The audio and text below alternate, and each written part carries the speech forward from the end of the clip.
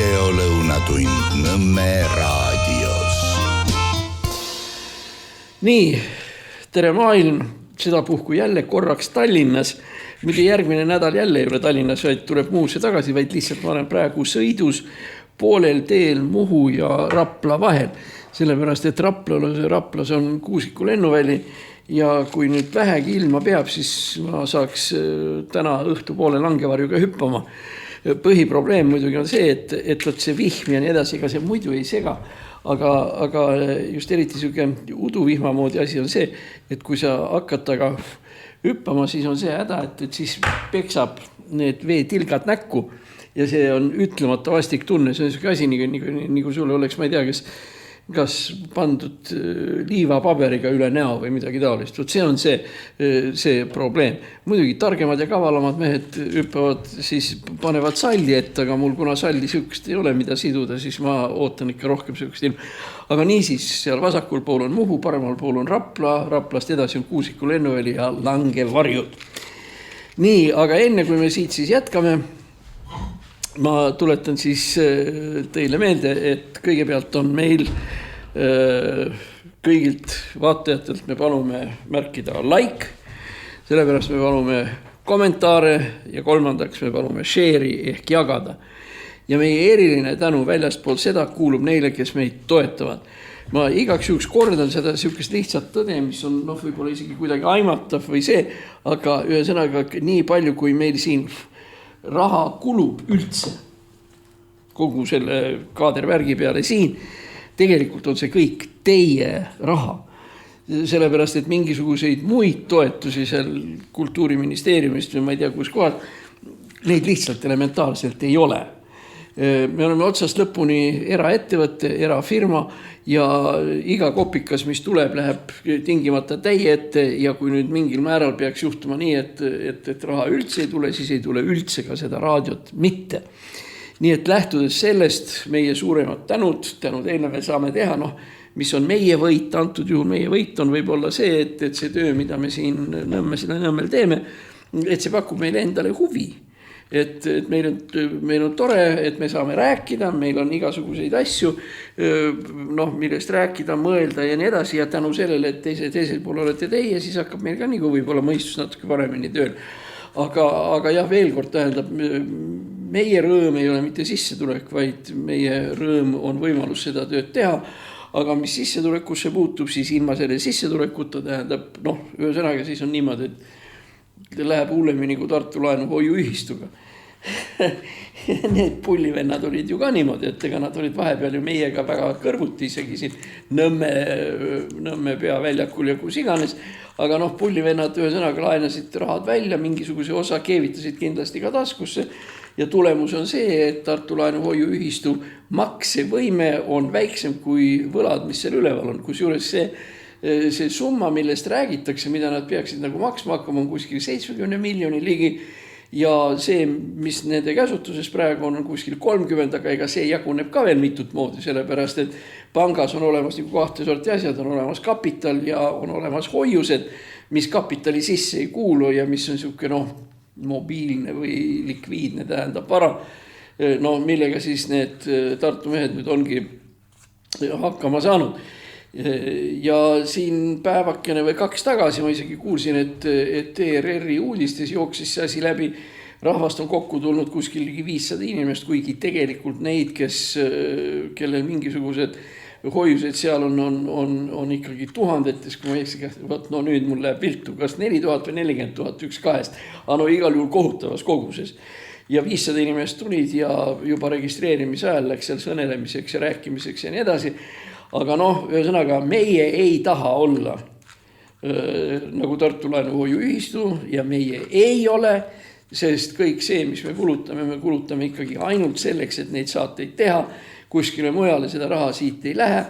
Nagu ma ütlesin, meile jääb loomingu ja töörõõm, ja mis on ka muide, mida me võime väga kõrgelt hinnata, seepärast tegelikult see, et kui sa saad vahepeal tegeleda ka sellega, mis sulle endale tegelikult ka meeldib, see on ikkagi üldiselt suur rõõm ja selle rõõmu eest me oleme teile tänulikud ja seni ajani, kuni meil natukene ikkagi on neid finantsvõimalusi kogu seda putkat siin käimas hoida, see on siis mitu kaamerat ja mikrofon ja õieti isegi 2 mikrofoni ja seal siis arvutid, millega need saated kokku pannakse ja nii edasi. Seni ajani, kuni need asjad meil siin olemas on, oleme meie ka siin olemas. Ja nii nagu me oleme siin enne ka rääkinud, nüüd siis täpsustame selle küsimuse ära.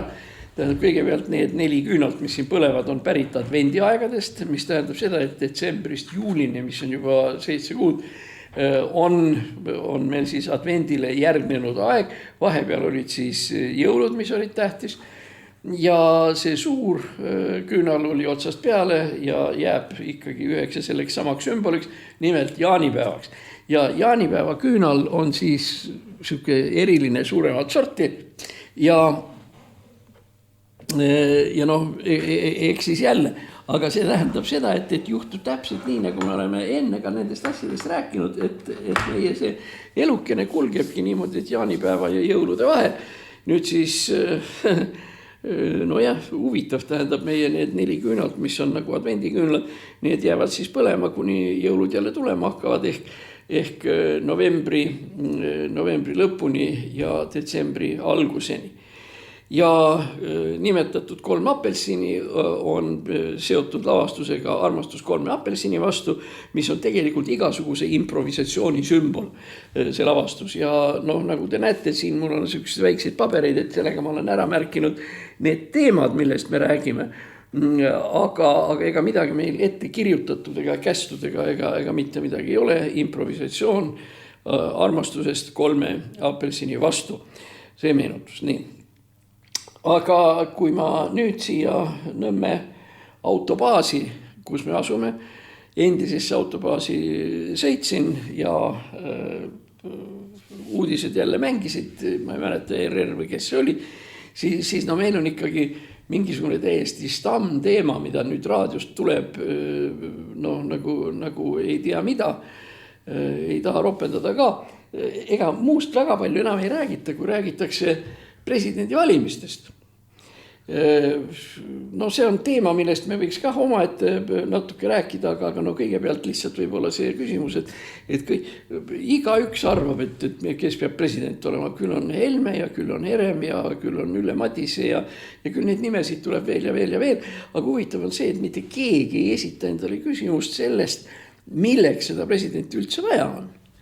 Ja sellest me võime nüüd ka praegu natuke rääkida, et meil ei ole kedagi pakkuda ja ei tahagi kedagi pakkuma hakata, aga iseenesest küsimus sellest, et see kisma, mis käib selle, ja mitte kisma, vaid kisa, mis käib ümber selle presidendi asjanduse, on lõppkokkuvõttes isegi natuke koomiline. Riigikogu esimees Lauri Hussar räägib, kuidas ikka valitakse nii ja mis tähtsus seal on? Mis tähtsus sellel on? Juhul, kui nüüd otseselt ei valita presidendiks kõlbmatut inimest, kes nii fundamentaalselt kõlbmatu on, siis tegelikult see, kellest saab Eesti Vabariigi presidendiga absoluutselt ükskõik. Sest seda presidenti ei ole vaja, tast pole midagi teha nii edasi. Aga läbikukkumise koht tähendab, kus tõepoolest, kus presidenti hakati tähele panema negatiivses mõttes, et ongi jama, et miks see president siin üldse töllerdab ja mida ta tahab ja milleks ta olema peab ja nii edasi. See teema kerkis üles tegelikult ainult üks kord. See oli siis, kui meil ilmus välja Kersti Kaljulaid, kes oligi täiesti mõttetu tädi. Ja see on nüüd see koht, mida me võiksime siis tollasele Riigikogu esimehele Eiki Nestorile ette heita, et see Kaljulaiu välja ilmumine on tegelikult tema süü. Ja mispärast tema süü? Tähendab, Eiki Nestor ehmatas ära, et president ei ole valitud Riigikogus, siis ei valitud selles valijameeste kogus ja nii edasi, asi tuleb jälle Riigikogusse tagasi ja kui Riigikogu uuesti ei vali, siis on jõle paha ja nii edasi. Kusjuures on täiesti arusaamatu, mis selle salb on. Eiki Nestor nimelt ei arvestanud üldse sellega, et see, kuidas nüüd üldse, see Kiiga-Kaaga valimiskogu ja Riigikogu vahel, kui need ei saa valida, siis valivad need, kui need ei vali, siis valivad nood, kui nood ka ei vali, siis valivad uuesti eelmised need tagasi ja nii edasi. Et see on täiesti normaalne protseduur. Ja öelda, et sellepärast, et Riigikogu töötab kehvasti või nii edasi vastupidi, mida rohkem kordi see asi edasi-tagasi käib, seda paremini see Riigikogu ju tegelikult töötab. See lihtsalt räägib seda, et Riigikogu võtab asja piisavalt tõsiselt. Omaette muidugi teema on see, et kas seal üldse on midagi tõsiselt võtta. Ja lõppkokkuvõttes siis Eiki Nestor leidis üles selle Kaljulaiu, kellest siis selgus, et tegemist on uskumatult nigela valikuga. Ma ei tea, kus ta üldse sihukese välja tõmbas, sest Kaljulaiu presidendiks olles, meil on jamasid olnud ikkagi 11 otsa ja veel rohkem, et Kaljulaid on tekitanud jamade potentsiaalid. Tal vedas, et läks läbi, et ei tekkinud seda kriisi, mis suunas Kaljulaid Eestit juhtis. See, et ta olümpiakomitee presidendi koha pealt läbi kukkus hirmsa kolakaga, vot see nüüd ongi see, mis iseloomustab seda inimest otsast lõpuni. Sest tegelikult ju see, kuidas ta lõpuks ära valiti, oli jällegi, eks ole, Riigikogu esimehe Nestori tähendab mingisugune soolosüü ja mis iganes. Aga kui me räägime, et mis Kaljulaiul viga oli Nestori armustus, siis siin võib ju öelda igasuguseid asju. Kõigepealt see, kuidas ta käis ihu üks ja asja eest teist taha Moskvas Putinile kätt surumas ja rääkimas. Tõenäoliselt tahtis ta saada Putini kätt või toetust selleks, et Eesti saaks minna ÜRO julgeolekunõukogu liikmeks. Küsimus. Esiteks ei ole selle julgeolekunõukogul mingit mõtet. Ja veel vähem on Eestil mõtet selles julgeolekunõukogus olla. Samas, kus ta läks otseselt sellise riski peale välja. Kujuta ette, et nüüd lammutatakse maja. Ja keegi mööda käia seisab selle lammutatava maja juures ja all, kindlas lootuses, et ükski tellise tükk ega krohvi tükk talle pähe ei kuku. Vot see oli Eesti situatsioon. Eesti seisis lammutatava maja all, lootuses, et kivi pähe ei kuku. Ja läkski hästi, ei kukkunud pähe. Aga nüüd tekib loogiline küsimus, et miks oli Eestil vaja üldse sinna minna? Täiesti sügavalt mõttetu ja äärmiselt riskantne. Sellepärast arvestades seda, kuidas poliitilised tuuled ja lained ja nii edasi sel ajal käisid, on ju tegelikult niimoodi, et võimalus, et Eesti on sunnitud hääletama näiteks USA vastu, kui Euroopa on ühelt poolt ja USA on teiselt poolt ja Eesti on seal keskel vahel, tähendab Eesti peab sisse võtma positsiooni, tähendab posängi asjades, millest ei ole mõtet mingisuguseid posänge sisse võtta. Mis sa tükid sinna? Või see on see vana Türgi vanasõna, ära topi nina sinna, kust haisu tuleb. Ja see Kaljulaiu, see julgeolekunõukogu käik oligi, et sealt tuleb hirmus kõvasti haisu. Ja ju siis ta lootis, et see kuidagi ei ole positiivne või kuidagi niisugune. Aga ma ütlen, risk. Milleks võtta riske, mille järele puudub igasugune vajadus? Inimesena, kes natukene on rahadega kokku puudunud, Kaljulaid võiks seda teada, aga ei teadnud. Ja teine selline kõrvu lukustav jamps, mis Kaljulaiul oli see, et tema kogu selle presidentuuri ajal ta tegeles küsimusega, mis ei olnud esiteks ei presidendi ega ka Eesti asi. See oli need kõik võimalikud lähisuhte vägivallad. Nüüd siis on, eks ole, mehed peksavad naisi, naised peksavad mehi, keegi peksab lapsi, lapsed kaklevad koolis ja nii edasi, nii edasi. See nüüd on Eesti kõige tähtsam teema. Kõige piinlikum muidugi, kui selle asja juures oli, on see, et Kaljulaid oli kasvanud mingisuguse väga imelikus seltskonnas, ma ei tea, kas vaeses või ta ikka kogu aeg nagu vihjab sellele oma raske lapsepõlve peale. Ja siuke paha, ebaintelligentne hoiak lõi tema puhul välja Eesti Vabariigi 100. aastapäeval.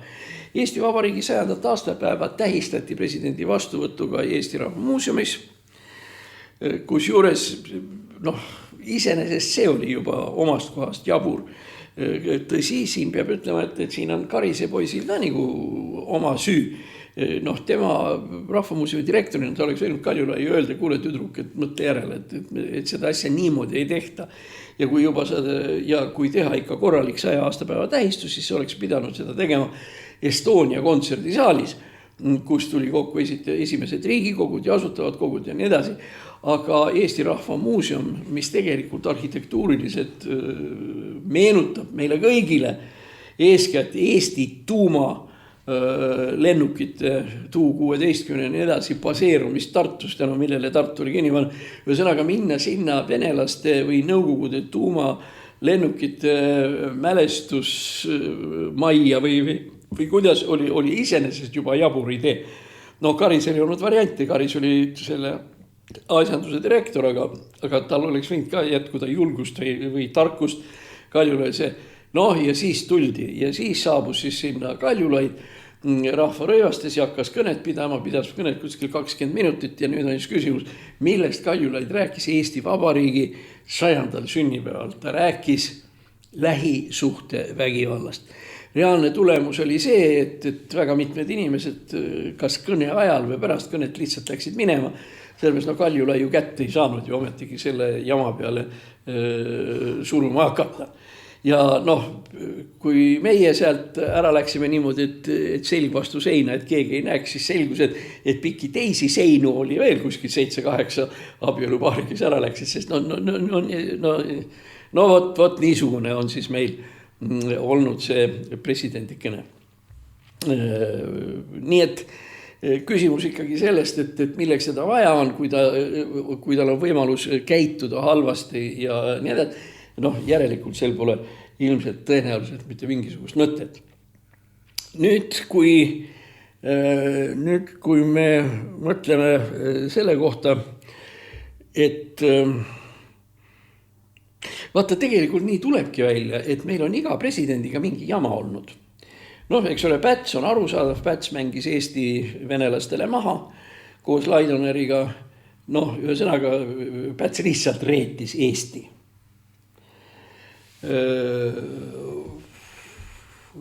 Riskiga mängis ka Lennart Meri, sest põhiseadus 5. peatükis ütleb, et vägede ülemjuhataja ja nii edasi, et see määratakse kindlaks presidendi poolt. Aga see on siis ikkagi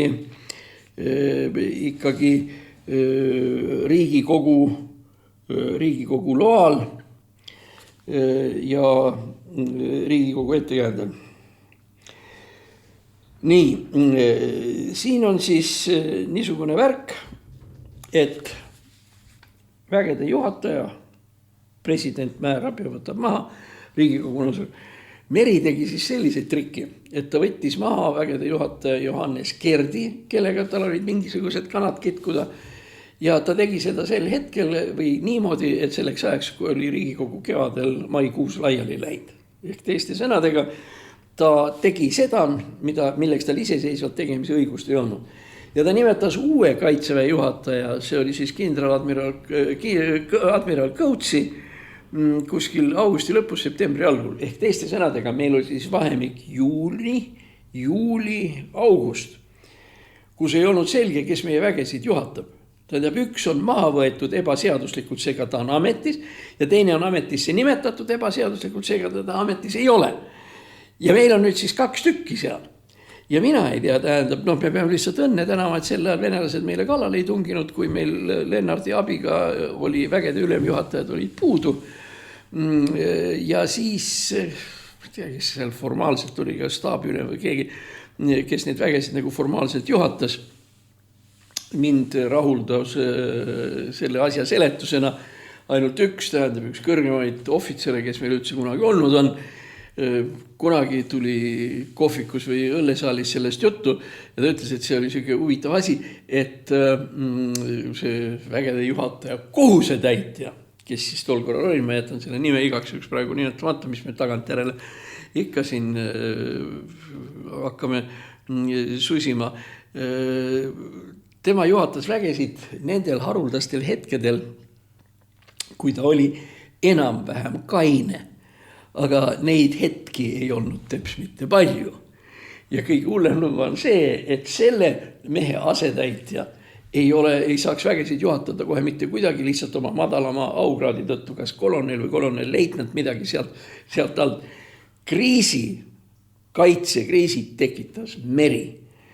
No siis meri kohta võib veel öelda seda, et see tükk maad, mis tal anti seal Poolsaares nagu presidendi villaks, meri lõikas selle 6 tükiks ja müüs, tähendab ükshaaval maha, kusjuures see ei olnud talle isiklikult kuuluv. Muide, meie presidentidel on üldse kõva kalduvus kinnisvara suunas.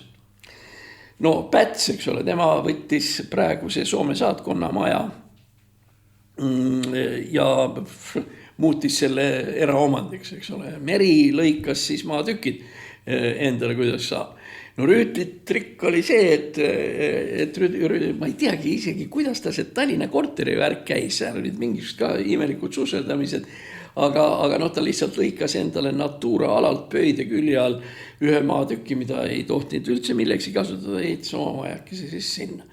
No Ilves, Ärma talu, mis me sellestki räägime, eks ole, ikkagi ka siuke väga kuulus asi. Nüüd Karis, on praegu president, midagi halba tema kohta meil praegu öelda ei ole. Ja mis puudutab Kersti Kaljulaidu, siis temast me lihtsalt sellepärast ei tea, et vähe aega on mööda läinud.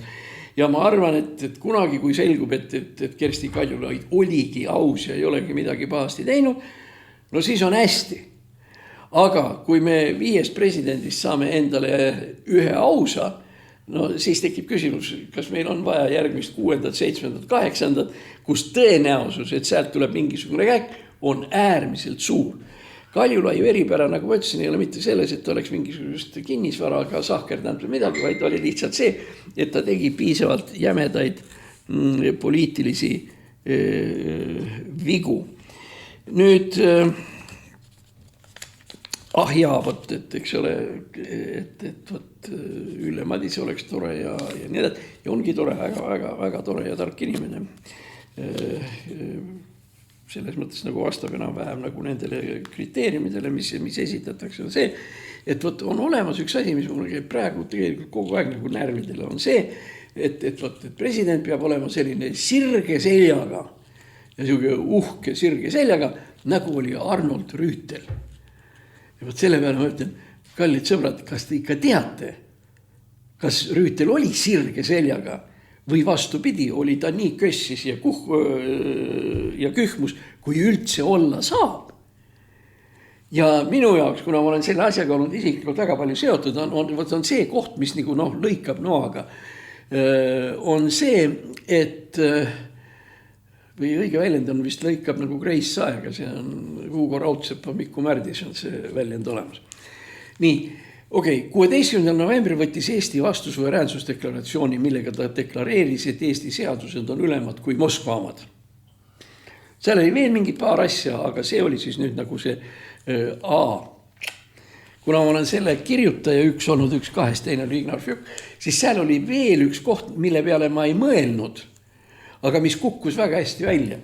Suveräänsusdeklaratsioonis on öeldud niimoodi, tähendab, Eesti suveräänsus tähendab seda, et Eesti territooriumil kuulub ülem ja kõrgeim võim Eesti Vabariigi poolt vastu võetud seadustele. Tähendab, mingisugused Moskva seadused siin ilma Eesti nõusolekut ei käi. See oli selle asja uba. Aga sinna tuli lause ja Eesti riigile või Eesti NSV-le tol korral kuulub tema seadusandliku, täitesaatva ja kohtuvõimu näol kogu võim Eesti territooriumil. Oligi nii kirjutatud. Ja kui ma nii kirjutasin, siis iga üks teab võimude lahususe põhimõte, eks ole, parlament, valitsus, kohus. Igas riigis, demokraatlikus riigis on nii, nagu kirjutasin selle sisse. Aga sinna läks alles tegelikult aegu mööda, peaaegu et aasta või 1,5, kui keegi juhtis tähelepanu sellele, et selle fraasiga likvideeriti nõukogude võim. Nimelt, kui te vaatate kas vanemaid filme või kuulete nendest 17. 18. aasta filmid, nii nagu nad olnud on, siis töölised tulevad sinna välja, dokkaadrid on ka olemas, tulevad töölised välja sinna ja seal on nende plakatitega kogu võim nõukogudele.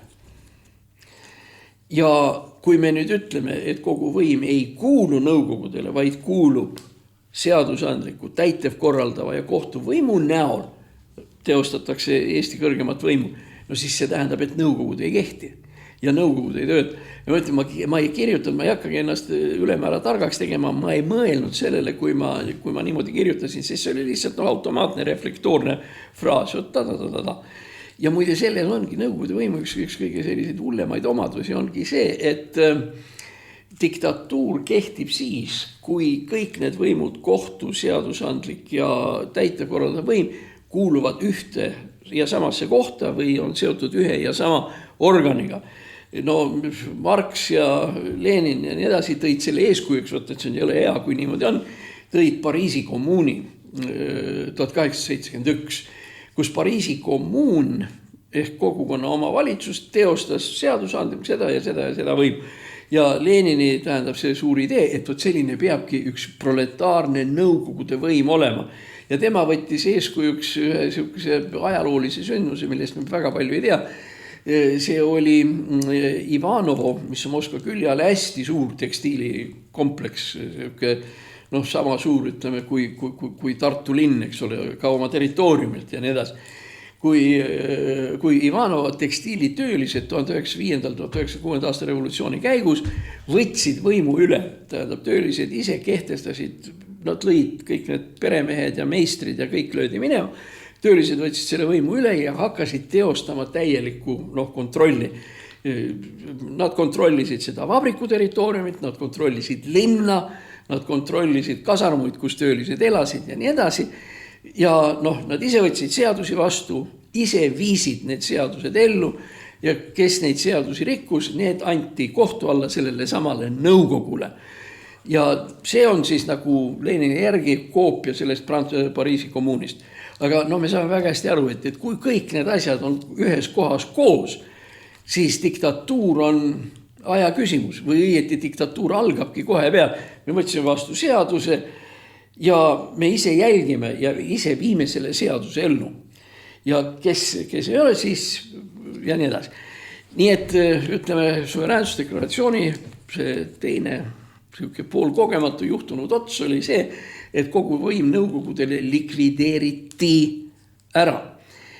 Ja tuleme tagasi, tähendab Rüütel sirge seljaga ja selline tõeline härrasmees, et niisugune peab Eesti president olema. No välja on selline president ei tohi olla. Meil vedas, et Rüütel ei õnnestunud Eestile käkki keerata, milleks ta oli juba valmis. Ja see seisnes selles, et paar päeva pärast seda, kui suveräänsusdeklaratsioon vastu võeti, see on 16. november 1988, kutsuti Rüütel välja Moskvasse. Ja kõik, tema amet tol korral ta oli Eesti NSV ülemnõukogu presiidiumi esimees.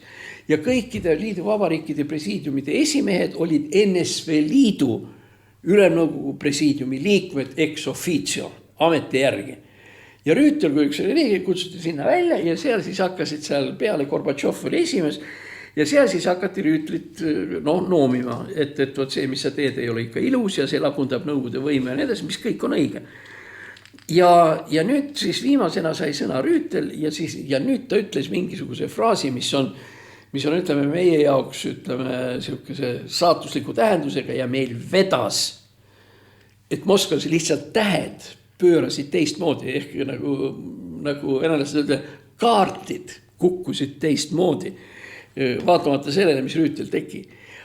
Rüütel nimelt oma kõnes teatas, et ütles, jah, meil on selline suveräänsusdeklaratsioon, ma arvan, et see on hea paber, aga ma loodan, et siin viibivad seltsimehed mõistavad, et see on Eesti kommunistide, Eesti perestroika meeste ja nii edasi, nende ettepanek seadusandluse tugevdamiseks tulevikus. Et käsitleme seda kui projekti. Ehk teiste sõnadega, suveräänsusdeklaratsioon ei ole seadus, ütleb Rüütel. Ja see on juhus, et seda väga tähele ei pandud. Tegelikult oli niimoodi, et kus kohast, siin jällegi mingi vend kirjutas, et sa ei ole seda näinud ja ei tea, ma olen ikka väga seda näinud. Ja sina võiksid ka vaadata, on nimelt see, et eksisteerib dokumentaalfilm, mille pani kokku Juhan Aare ja selle filmi nimi on Eestlased Kremlis.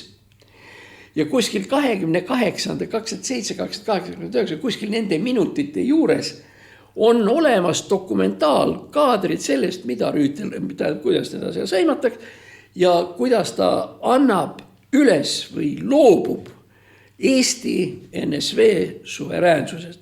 Sest Eesti NSV suveräänsusdeklaratsiooni mõte oli just nimelt selles, et ta võeti vastu täielikus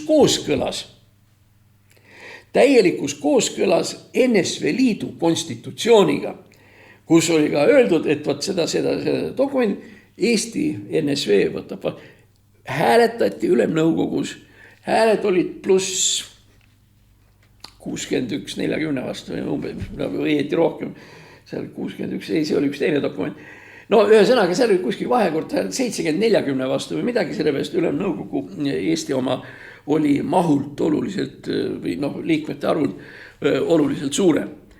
Aga võt pärast seda nüüd öelda, et nagu Rüütel seisis seal sirge seljaga, Rüütel kõhmus seljaga, loobus kõige tähtsamast Eesti seadusest tollel hetkel ja ütles, et see ei ole seadus, vaid see on midagi alamat või selline projektikene või midagi taolist.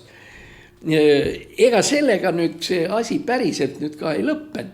No esiteks see, et Rüütel loobus Eesti suveräänsusest 2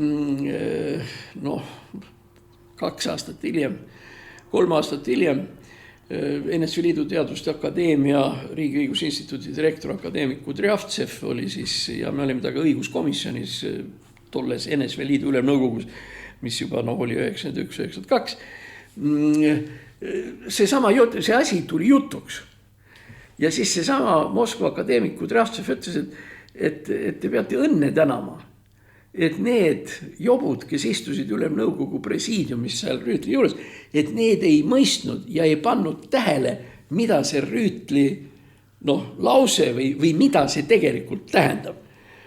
Ja isegi Gorbatšov muide aastaid hiljem, kui ta ju saa, et see on selline seisukoht ja nii edasi. Ja põhimõtteliselt siin muide, mis me ei mõtlesin, kaardid kukkusid teisiti.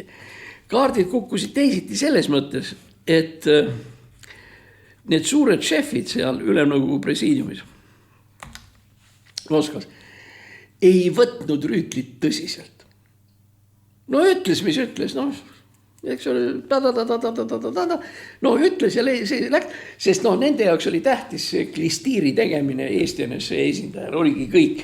Ja seda, et see Eesti NSV esindaja loobus kogu sellest suveräänsusdeklaratsioonist, seda lihtsalt keegi tol hetkel, issand jumal, eks ole, istuvad seal parteide, keskkomiteede liikmed ja nii edasi, nad lihtsalt ei pööranud sellele mitte mingisugust tähelepanu. Ja seda muide hiljem akadeemik Kudrjavtsev ütles, et teil vedas, et ka meie ei pööranud sellele momendile nagu sihukest erilist tähelepanu. Aga see, et üldiselt, seal oli muidugi üks väike konksukoht veel. Eks mindki kutsuti nagu välja, aga küll natuke võib-olla madalamale tasemele NSV Liidu Teaduste Akadeemia presiidiumisse. Ja teema oli selles, et kuna sina oled selle käki kokku kirjutanud, et siis on nii, et me võtame sul doktorikraadi ära. Sellepärast, et NSV Liidu seadus kõrgemast atesteerimisest, seal oli sees, et kandidaadikraad tähendab seda ja doktorikraad ja nii. Doktorikraad omistatakse inimesele, kes hoiab kõrgel nõukogude teadlase ausat nime ja kes seda ja siis kes on kirjutanud sellise töö ja nii edasi, mis vastab järgmist nõne. Aga esimene tingimus oli, et kes hoiab kõrgel nõukogude teadlase ausat nime. Ja ega siis jumalukene NSV Liidu Teaduste Akadeemias on nii võimas koht, et võimsamalt on väga raske endale ette kujutada. NSV Liidu kõige kõvemad teadlased ja seal presiidiumis. Ja siis üks väike krääsin kutsutakse sinna ja hakatakse siis minule nagu seda klistiiri tegema. Aga teadlased on teadlased ja nad lihtsalt ütleme niimoodi, piirdusid valju noomitusega ilma arvestuskaardile kandmata. Nii et nad tegelikult otseselt Ja võt seda nüüd ütles hiljem jällegi see sama Kudrjavtsev, et siis kui tema oli kaasettekandja selle kohta, kui valesti Gräzin on selle suveräänsusdeklaratsiooni kirjutanud. Et Kudrjavtsev ütles, et pärast nurga taga siis, kui seal mehed konjakid jõid ja suitsu tegid või sigaret tegid need Nõukogude Liidu akadeemikud, tegelevad mingi ühe sitase väikse doktoriga. Et seal oli küsimus üleval olnud küll 5-10 minutit, et kas võtame talt selle kraadi ära või ei võta ja kas keegi teist üldse seda Gräzinit tunneb, kes ta on ja mis ta on ja nii edasi. Ja siis lihtsalt kerkis üles üks argument, mis tegelikult otsustas. Nõukogude Liidu Teaduste Akadeemia oma asutamise ajast saadik 1924 kuni tolle hetkeni 1988 suveräänsusdeklaratsioonini oli doktorikraadi ära võtnud ainult ühel inimesel. Ja see oli akadeemik, akadeemiku kraad jäi alles, sest akadeemiast välja visata ei saa. Aga doktorikraadi saab ära võtta küll või teha sellise esildise. Ja see oli akadeemik, geneetika üks isasid ja rajajaid, Nikolai Vavilov. Ja keegi oli öelnud, et kurat, kas te tahate sellest väiksest sitasest Gräzinist teha teise Vavilovi, et seda au on talle nüüd küll liiga palju. Ja sellega lugu lõppes, kogu see argumentatsioon. Aga noh, võt nii jäi. Ja seal muidugi seal oli veel üks konks, mis ma juba oma eluloost siin rääkida või pärast. Ma kaitsesin just nimelt Teaduste Akadeemias selle oma doktorikraadikese ja siis seal oli, nõukogus oli 18 inimest, seal kuskil 2-3 tundi see kaitsmine kestis. Ja nii nagu teaduste kraadide puhul ja eriti doktorikraadi puhul oli selline ütelus, et igal juhul on vaja püüda saada doktorikraad, sest see tähendab 3 tundi häbi ja elu lõpuni normaalne palk. Et noh, kas on mõtet seda teha? Ja nad siis seal hääletasid ja väga heatahtlikult midagi edasi ei olnud 18 häält, nii et ühehäälselt. Aga seal oli nüüd üks konks, kuna õigusteooria alal oli üldse tol ajal, ja praegugi ma arvan, ei ole üle kogu Venemaa inimesi üle 10. No võib-olla tookord oli 15. See oli üliharuldane eriala, piisavalt keeruline, piisavalt raske. Teoreetikuid, kraadiga teoreetikuid ei olnud ka eriti palju võtta, nii edasi. Nii et see oli suhteliselt 18. Ja nüüd siis ühehäälselt, anname sellele poisile õigusteooria doktorikraadi, mis on kahtlemata kordi kõrgem kui need doktorid ja PhD-d, kes siin praegu on. Nii, ja nüüd siis 18 inimest, kes seal on. Seal üks oli Gorbatšovi nõunik Georgi Šahnazarov, kelle poeg Karen Šahnazarov on küllaltki tuntud filmirežissöör, kes on teinud ikkagi väga selliseid toredaid filme, aga praegu on hirmus Putini meelne. Georgi Šahnazarov, politoloogia seltsi esimees Teaduste Akadeemias ja nii edasi. Aga nüüd üks konksu koht, et üks nendest 18 oli doktor professor Anatoli Lukjanov, kes oli Gorbatšovi esimene asetäitja ja kes oli sisuliselt ülemnõukogu esimees, kui Gorbatšov oli seal president ja nii edasi. Mis tähendas, et üks nendest, kes oli minu doktorikraadi poolt hääletanud, oli Gorbatšovi esimene asetäitja Anatoli Lukjanov. Ja seega Gräzinilt kraadi äravõtmine tähendas seda, et Gorbatšovi esimene asetäitja, NLKP Keskkomitee poliitbüroo, tol korral veel liikmekandidaat, aga edaspidi NLKP Keskkomitee poliitbüroo liige, on hääletanud valesti. Ta ei ole suutnud läbi näha rahvavaenlast, kes ei vääri nõukoguse teadlase kõrget nime. Ja ta ei ole aru saanud, et see doktori väitekiri ei kõlba kuskile, et ta on teaduslikult nõrk ja nii edasi, nii edasi. Ja nüüd on siis see koht, kus 17 või 17 ülejäänud nõukogu liikmest, ütleme 4-5 olid küll raskes mures, et mis neist endist edasi saab, kui nad hääletavad, tuleb välja, et nad hääletavad poliitbüroo liikme Lukjanovi vastu. 18, Lukjanov ütleb, et väga hea töö ja tubli poiss ja nii edasi, nii edasi. Ja nüüd on siis 17 üle jäänud, kellele avaldab survet Teaduste Akadeemia ja kes mõtlevad selle peale, Lukjanov ütles jah ja nüüd 17 ütlevad ei. Noh, kellel võetakse selle süüks pulli eest munad maha. Ja seal oli muidugi inimesi, kes olid suhteliselt ettevaatlikud. No näiteks, noh, ütleme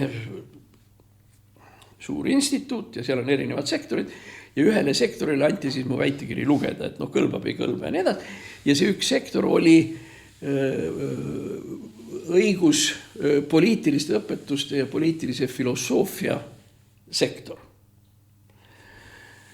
See oli unikaalne sektor NSV Liidu Teaduste Akadeemias sellepärast, et selles sektoris, kus töötas 7-8 tugevat teadlast ja siis väikseid pabulaid sinna otsa, seal ei olnud mitte ühtegi inimest, kes oleks olnud NLKP liige. Kõik on parteitud. Nendele ei tehtud ka mitte mingisuguseid parteilisi ega muid igasuguseid ettekirjutusi. Ja üleüldse, kui ma meenutan kogu seda kampa, aga miks ma meenutan, sest nad olid need, kes tegelikult olid ka minu selja taga tol hetkel. Sa tuled ruumi, tähendab, mis nüüd on 2 meie tuba siin ja siis, no ütleme, seal 10-11 paiku tuba on täis suitsetatud, matsid mängivad kas preferantsi või bridži või kes mängib malet, kusjuures mängiti raha peale. Siis kuskil kella 1-2 paiku üks nendest võttis kitarri ja hakkas Platnoi laule laulma ja see tekib küsimus, millal need inimesed tööd tegid, aga tegid. Kui nüüd vaadata, sektori juhataja Vladimir Šambatovitš Nersesjans, kes oli Aserbaidžaanist, oli ka küllaltki silmapaistev venekeelne ja aserikeelne luuletaja ja nii edasi.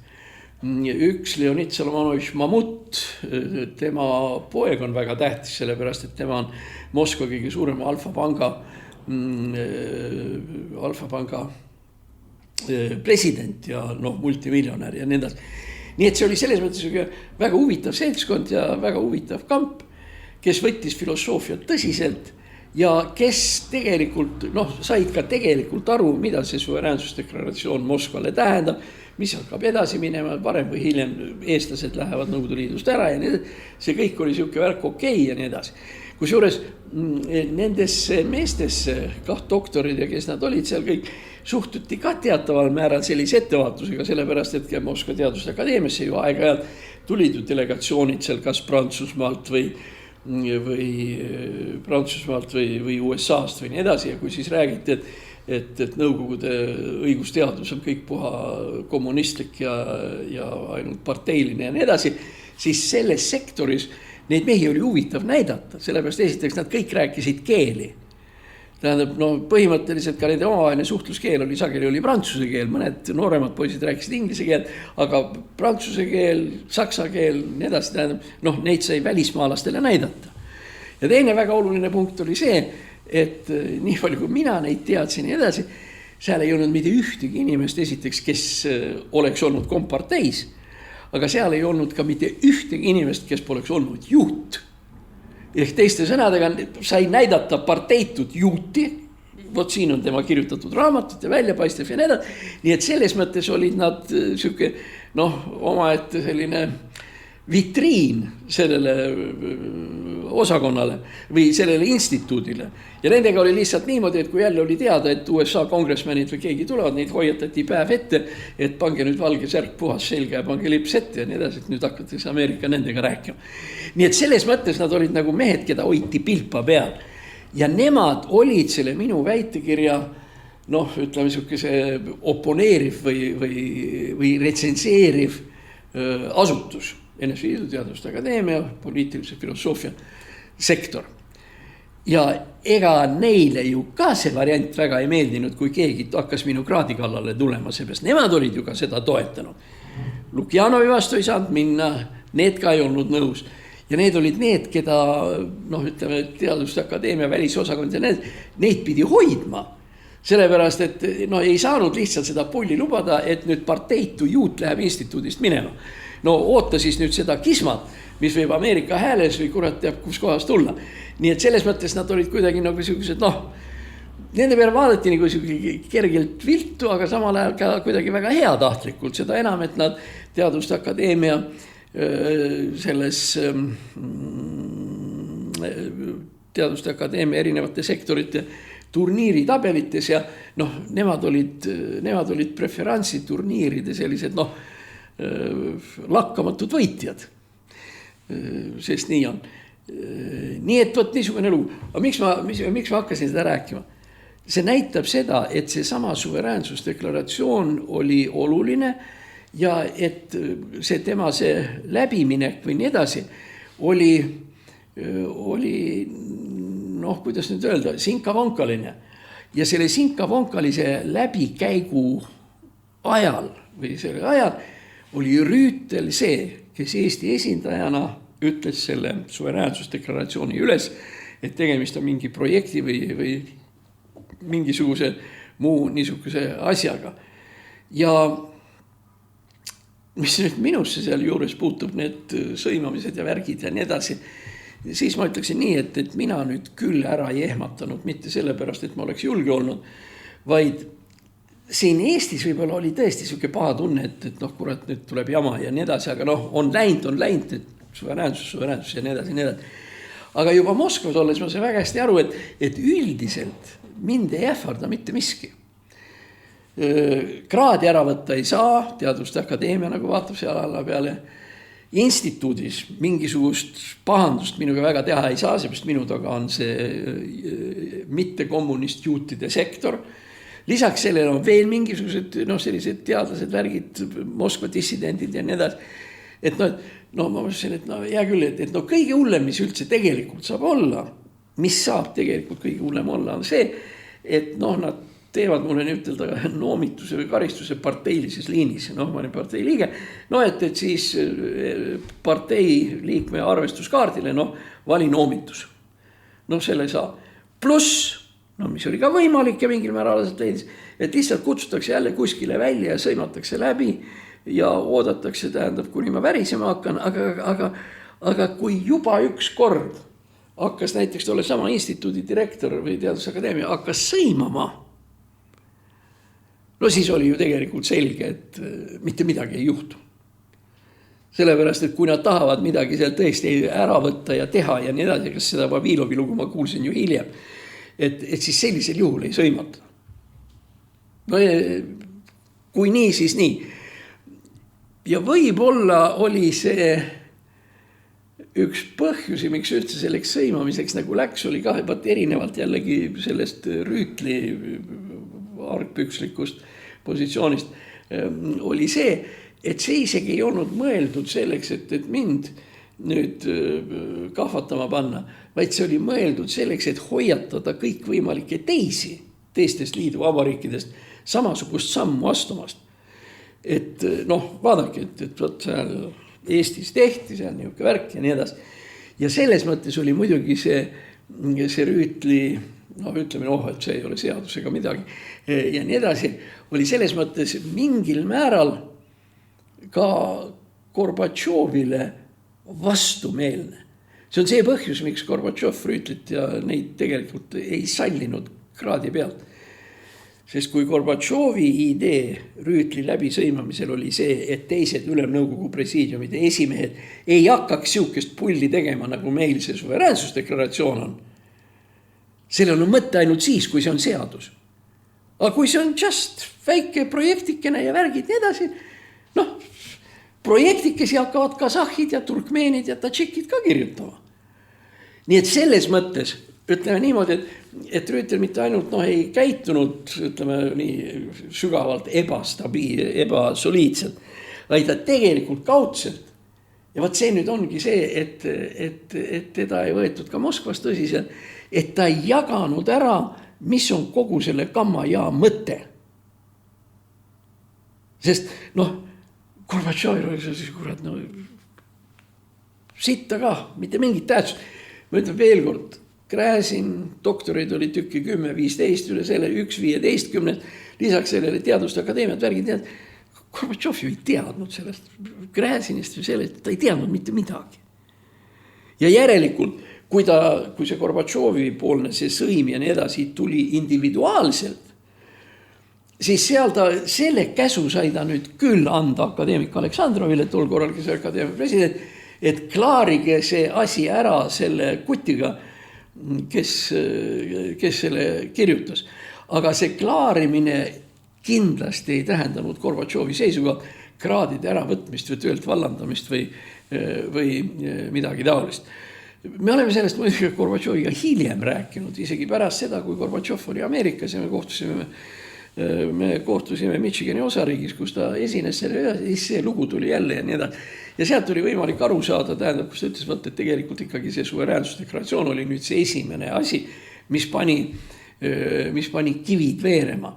Et pärast seda nagu seda õiget kommunistlikku hirmu enam ei olnud.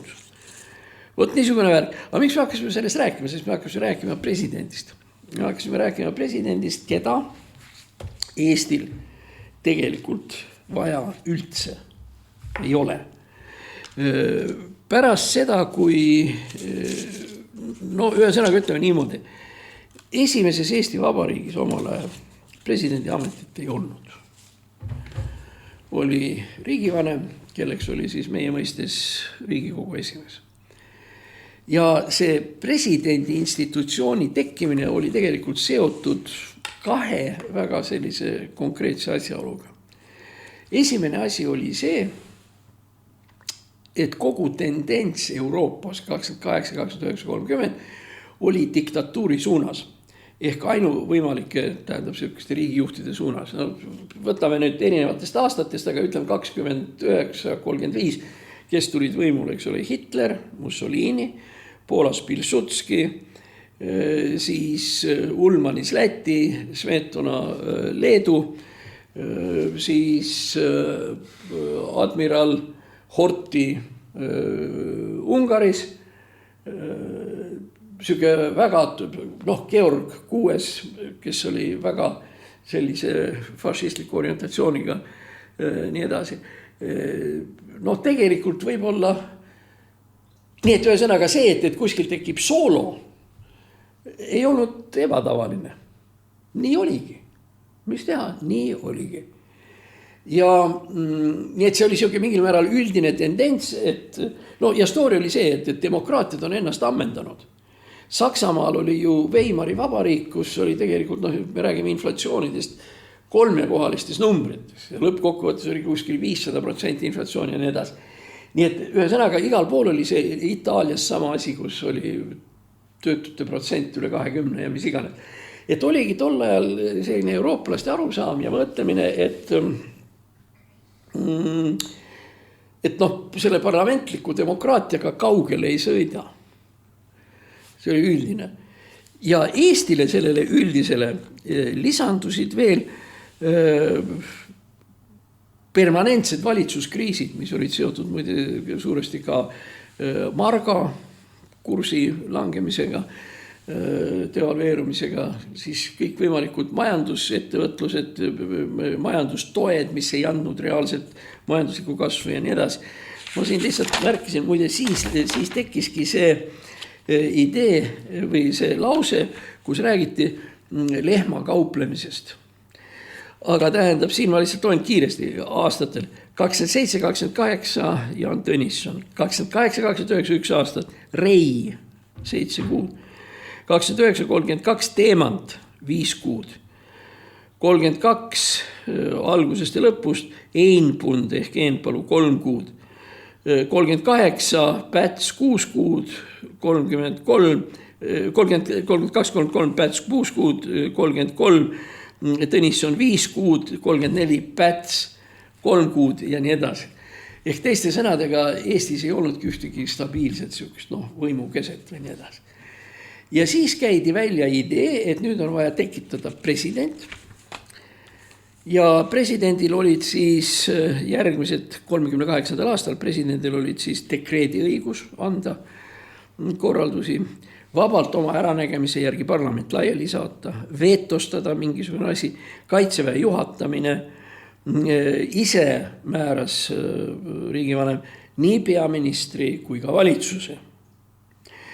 valima pidi eriline valimiskogu, millesse kuulusid 3 institutsiooni, ülemkogu ehk Riiginõukogu, see on siis ülemine koda, alamkoda, Riigikogu ja kohalike omavalitsuste esindus. Enam-vähem selle poole, nagu ta praegu oleks.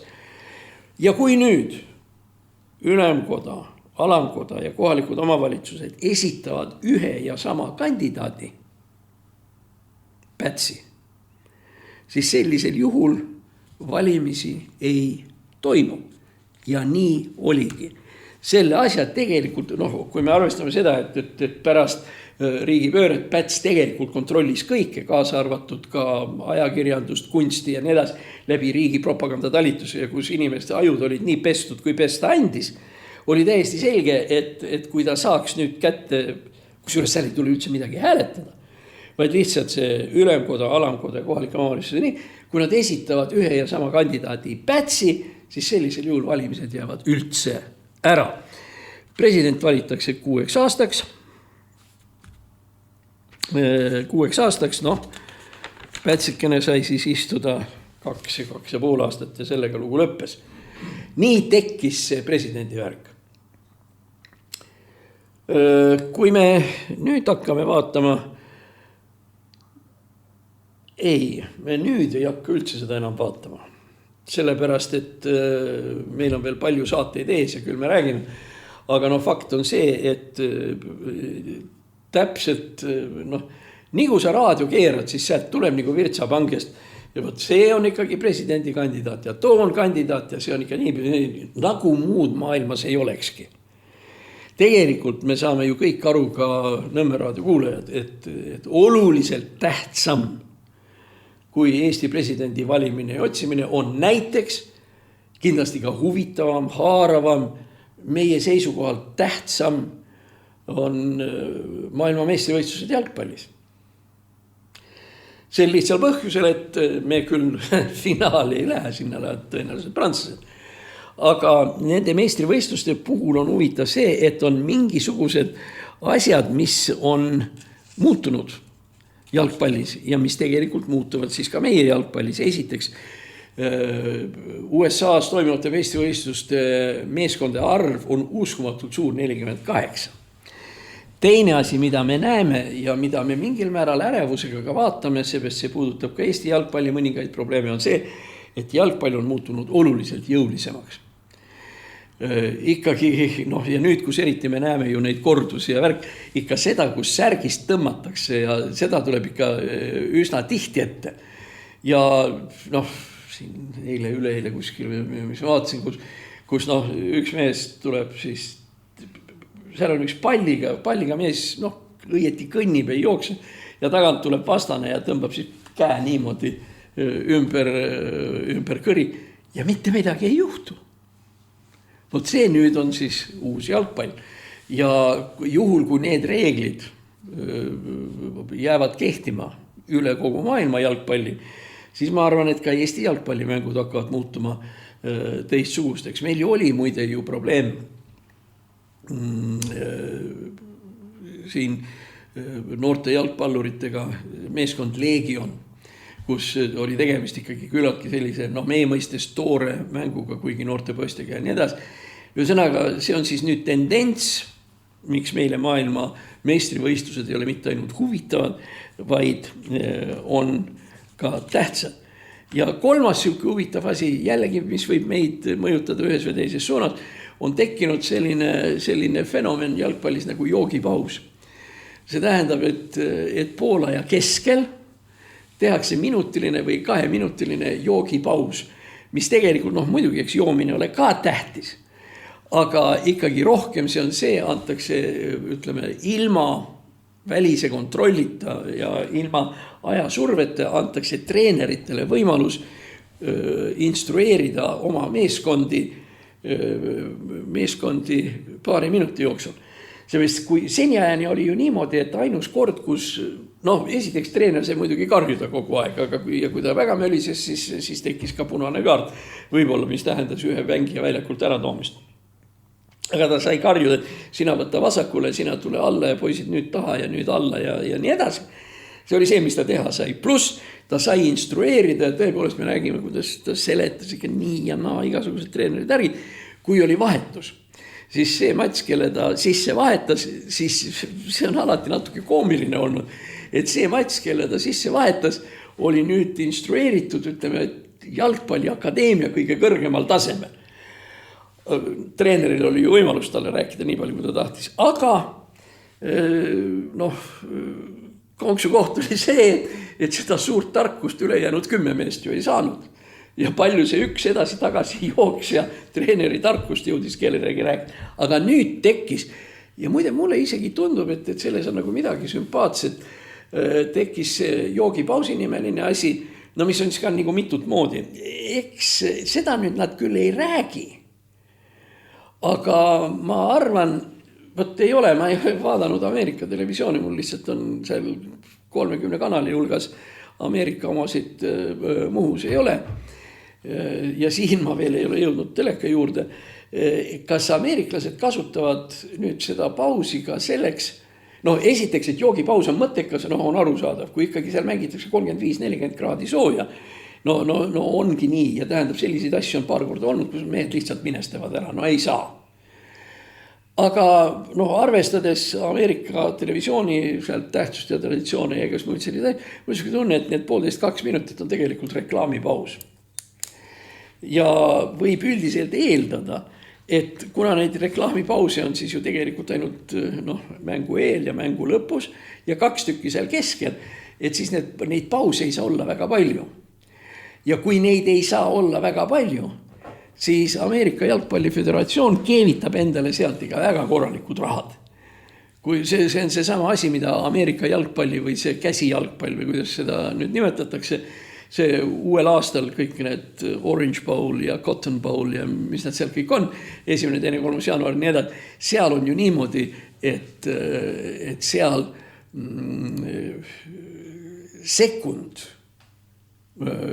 reklaamipausi ja jalgpallis on neid palju, sekund maksab miljoni. 10-sekundiline reklaam, 10 miljonit, 15 miljonit. Nii et sa saad ikka väga hästi aru, et seal keevitatakse 100 miljoneid. Ja järsku, kuna need meestivõistlused toimuvad Ameerika Ühendriikides, siis mul siuke patunne mõte on, et järsku see joogipaus on jõle hea, et kuum on, aga päris hea on, kui me saame siia sisse keevitada ka mingisuguse reklaami. Muidugi, ega nad nii palju ei saa, kui selles Ameerika jalgpallis, aga nagu öeldakse, see kehval ajal seegi asi. Nii et miks jälgida jalgpalli rohkem kui presidendi valimisi põhjused oli siis 3, esiteks on väga palju meeskondi, teiseks jalgpall on muutunud jõulisemaks ja 3. on juurde tehtud Poola ja sisse täiendav joogipaus. Ja ma arvan, et see tegelikult kõik on ikkagi meile võib-olla isegi väga oluliselt tähtsam kui need teised asjad. Nii, okei, me oleme siis nüüd rääkinud presidendist, nüüd me oleme rääkinud jalgpallist, ma märgin selle endale üles ja siis me räägime veel. Räägime siis Vene bensiinist. Kõige huvitavam siuke väike detail. Venemaa on, eks ole, naftarikas riik ja nii edasi ja Venemaa kohta kasutatakse väljendit maailma bensujaam. Bensukalonka. Need on räägitud. Nüüd siis maailma bensujaamaga on lood sellised, et naftat ei ole müüa kuskile. Ja see nafta, mis tehakse, tegelikult tema maht on ka mingil määral piiratud. Võt venelastel on see väljend nefteproizvodstvenный завод NPZ. Ja neid siukesi vabrikuid, kes tegelevad naftaga, on Venemaal akuraat 12 tükki. 12-st 11 on pommitatud sodiks. Mõne koha pealt nad püüavad midagi parandada, aga üldiselt 12-st 11 ei töötab ainult üks. Ja see üks töötab sellises Siberi linnas, nagu on seda Omsk. Ja Omsk on elu ja tervise juures see naftatoottöötlemistehas sellepärast, et lihtsalt Omsk on ukrainlaste jaoks veel liiga kaugel. Aga üldiselt osatakse arvata, et paljukese aega võtab, ukrainlased saavad nemad ka kätte. Muide, kui venelastesse puudutab kõik nende raketilaskmised ja nii edasi, siis siin on üks väga huvitav detail. Nad räägivad kogu aeg ühest uut tüüpi raketist, mis paistab olevat ka siuke igavesti äge ja vinge olevat. Nimi on Shahed. Aga mis jääb ütlemata on see, et Shahed töötati välja ja Shahedi valmistati Ukrainas.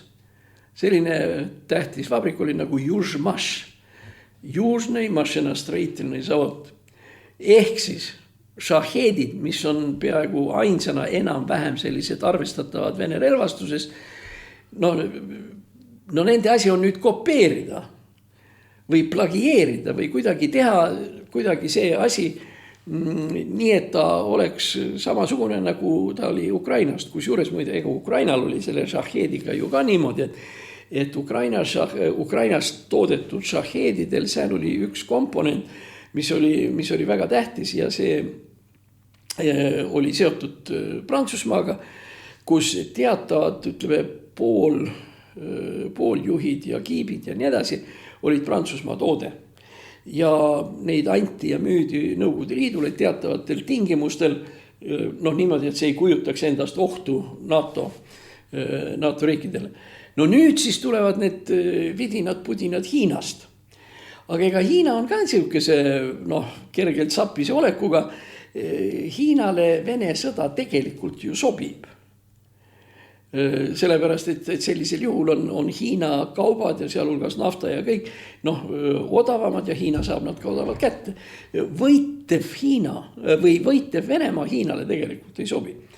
Aga see on siis ühesõnaga need, mida siis venelased. Niisiis, nafta, üks tehas, Omsk. Kuhu läheb? Nafta läheb Indiasse. Mis Indias selle naftaga juhtub? Naftast tehakse bensiini. Kuhu läheb bensiin? Bensiin läheb Venemaale. Nii et kõigi nende praegu asjade juures on Venemaa saavutanud selle, et nafta müüme Indiasse ja Indiast ostame bensiini. Küsimus, kui põhja võib ühe naftariigi tootmine veel minna, kui tegemist on sellise olukorraga. Aga täna me enam siis Venemaast ei räägi. Me räägime sellest kindlasti järgmine kord, sellepärast, et mida edasi, seda lõbusamaks venelastel see värk läheb. Aitäh vaatamast, aitäh kuulamast ja nii nagu me leppisime kokku, et me tahaksime paluda teilt toetust meile ja lõpetame sellega, et siis kõigepealt pange sisse like, siis pange sisse kommentaar ja lõpuks siis share'ige. Järgmine nädal tõenäoliselt juba muust.